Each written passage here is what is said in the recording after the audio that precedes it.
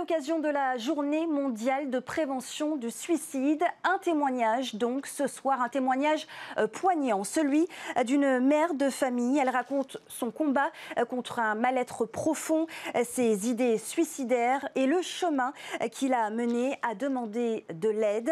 Son récit rappelle que derrière le silence, il y a souvent une détresse invisible. Voici son histoire. Elle a été recueillie par Esther Cuneo et Désiré Teivao. Moi, c'est en 2022, après plusieurs tentatives, j'ai essayé de mettre fin à mes jours. Je n'ai jamais caché mes idées suicidaires, mais les personnes ne me croyaient. Moi, je parle de mal-être profond. La perte brutale de mon papa. Papa et maman, ils devaient se marier 1 heure avant, ils décèdent. Juste avant, une copine s'est suicidée, j'ai perdu une amie. Mon neveu, et je n'avais pas le courage d'aller jusqu'à m'attacher une corde au cou. Par contre, de vouloir sauter d'une falaise, voilà. En fait, j'ai l'impression que tu prépares, tu cherches en fait où tu te sentiras pas le mieux, mais c'est plus facile parce que t'as pas envie d'avoir mal.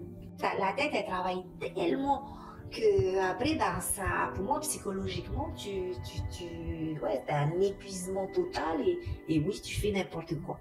Moi, quand on me dit t'as pas pensé à tes enfants et tout, le pire, c'est que si.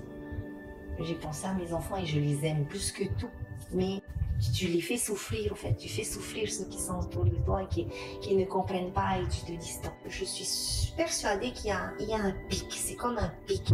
Et arrivé à ce pic, tu vois plus rien. Tu n'entends plus rien. Il n'y a plus rien qui compte, il y a rien. Comment je m'en suis sortie? Suite à mon passage à l'acte, bien sûr, j'ai atterri aux urgences. Donc tu te réveilles aux urgences et là, j'étais entourée de psychiatres, de psychologues, de ma famille.